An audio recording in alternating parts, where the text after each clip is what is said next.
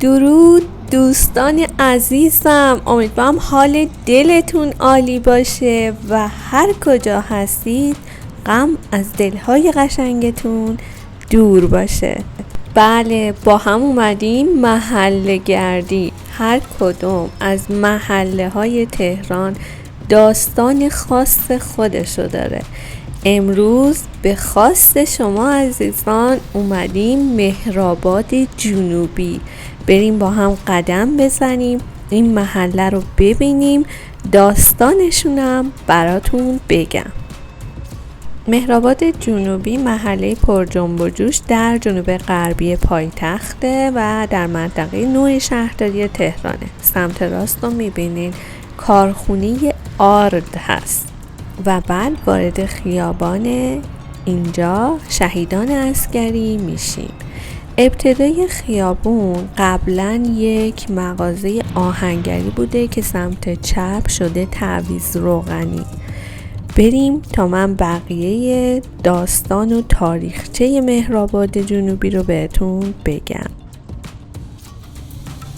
محله مهرآباد برای 100 سال پیشه و اگه دقت کنین در قسمت‌های از این خیابون و قسمت‌های دیگه چند تا از خونه‌های قدیمی رو میتونین ببینین، ولی بیشتر کوبیده شده، ساخته شده و همه آپارتمانه. حالا این محله مهرآباد جنوبی در گذشته گندمزار بوده و خانه‌های کوچیک روستایی در آن قرار داشته. بعدها که تهران بزرگتر و آپارتمانی میشه، روستاهای اطراف هم به تهران متصل میشن و توسط اتوبان‌ها و آپارتمان‌ها به محله‌های جدید تبدیل میشه و این روستا هم وارد بافت شهری تهران میشه. این قسمت هنوز خونه‌های قدیمی وجود داره و هنوز آپارتمان جدید به جاش نیومده و نکوبیدن. حالا کلن زمینای مهرآباد متعلق به شخصی به نام خانم نظامی مافی بوده و یکی از بانفوذترین خانواده های این منطقه به شمار می رفته که نام مهرآباد از روی نام دختر این خانواده انتخاب شده که متاسفانه در جوانی این دختر فوت میکنه. حالا مهرآباد شمالی بیشتر جدیده، ولی مهرآباد جنوبی هنوز آثار خونه‌های قدیمی در این محله بیشتر دیده میشه. من سعی کردم همه خونه ها و کوچه های خیابون شهیدان عسکری رو فیلم برداری کنم تا شما بیشتر با این محله آشنا بشین و همینطور که درخواست یکی از عزیزان هست که خارج از کشور هستن و از این کوچه و محلهشون دورن. خب اگه بخوایم متراژ ساختمونا رو بگیم، از 50 متر داره به بالا. برای کسایی که میخوان سرمایه گذاری کنن، این محله واقعا محله مناسبی برای سرمایه گذاری و خرید خونه است. توی سرسبیل گفتم که متراژ خونه از 80 میلیون شروع میشه به بالا، ولی اینجا با متری 50 میلیون هم میشه خونه خرید.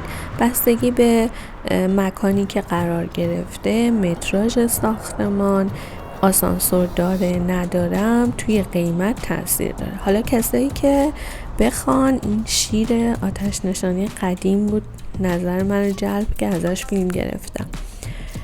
حالا بین حرفم این پیچکا رو من عاشقشم، به خاطر همین اومدم تو این کوچه. خیلی دوست دارم این پیچکا رو و جالب بود که روی در خونه رو گرفته. حالا کسایی که بخوان اینجا خونه اجاره کنن، خونه 90 متره که 2 سال ساخته و نوسازه رو میتونن با 300 میلیون رهن و 10 میلیون ماهانه 10 میلیون اجاره کنن.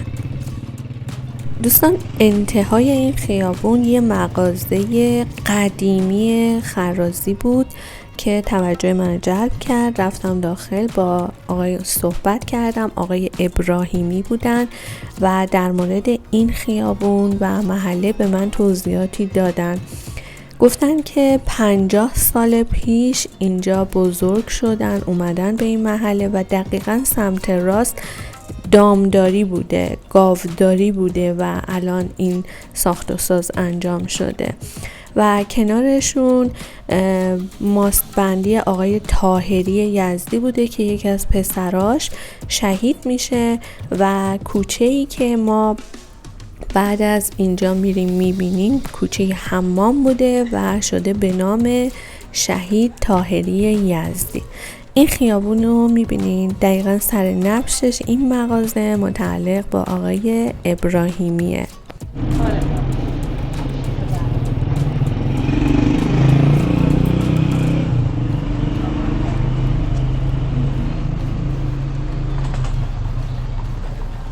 درود آقای ابراهیمی، مرسی از خاطراتی که گفتین، مطالبی که گفتین من تو ویدیوم بگم.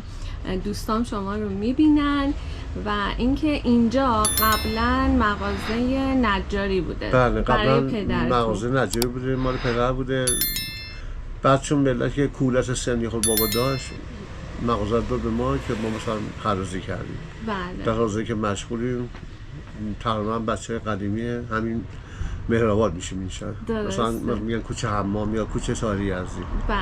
خیلی خوشحال شدم از آشناییتون، از مطالبی که گفتیم. خیلی ممنونم. ان شاءالله همیشه سالم باشید، تندرست باشید و هیچ واقعا پیر نشید، همیشه جوان باشید. مرسی، متشکرم. خوشحال شدم. روز خوبی داشته باشید. خداحافظ. آقای ابراهیمی گفتن که مغازه کنارش که ماست بندیه مربوط به آقای طاهری یزدی به که الان فوت کردن، پسرشون شهید شده و این کوچه روبرو قبلا کوچه حمام نام داشته. و اینکه در مورد شهیدان عسکری گفتن، یکی از همسایه هاشون بوده که توی این خیابون بوده، پسرش میره جبهه شهید میشه و اصلا جسدی ازش نبوده. پدر میره به دنبال پسر بگرده که ایشون هم توی جبهه شهید میشن و کوچه میشه به اسم شهیدان عسکری.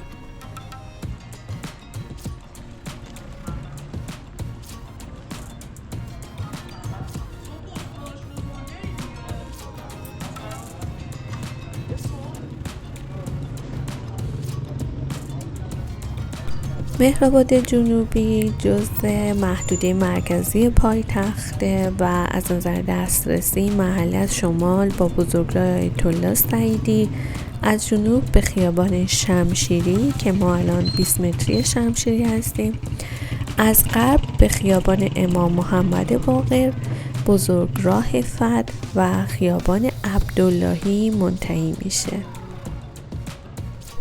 تو این کوچه هنوز این خونه قدیمی وجود داره، آثارش هست.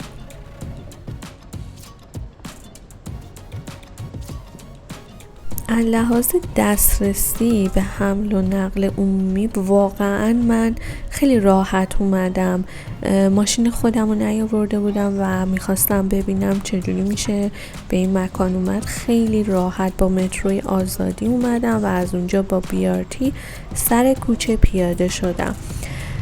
به خاطر همین محدودی ترافیک هم نداره برای کسایی که میخوان ماشین دارن و این قسمت ملک میخوان بخرن. خطوط اتوبوسرانی در خیابان زرند و بزرگراه احمد متوسلیان دسترسی راحتی به محله های دیگه میده و در معابر این محله هم خطوط تاکسیرانی فعاله.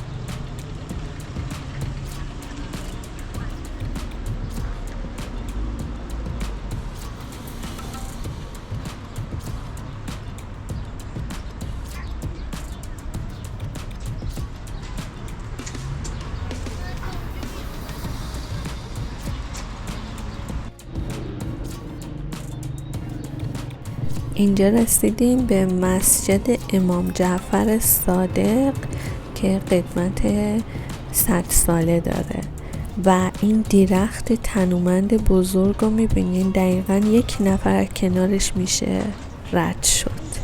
برام خیلی جالب بود، خوشم اومد از این درخت.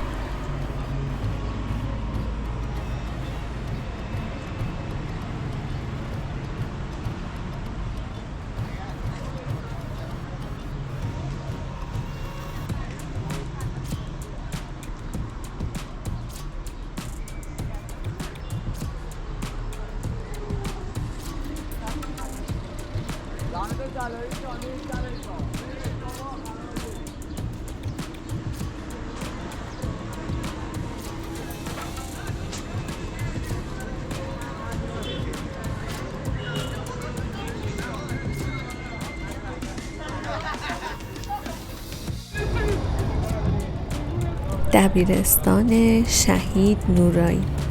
دوستان عزیزم، امیدوارم از ویدیو امروز من لذت برده باشین و اطلاعات خوبی بهتون داده باشم. تا ویدیوی دیگر و محلی دیگر، بدرود. خانم کو، خانت کو، آن دل دیوانت کو، روزهای کودکی کو.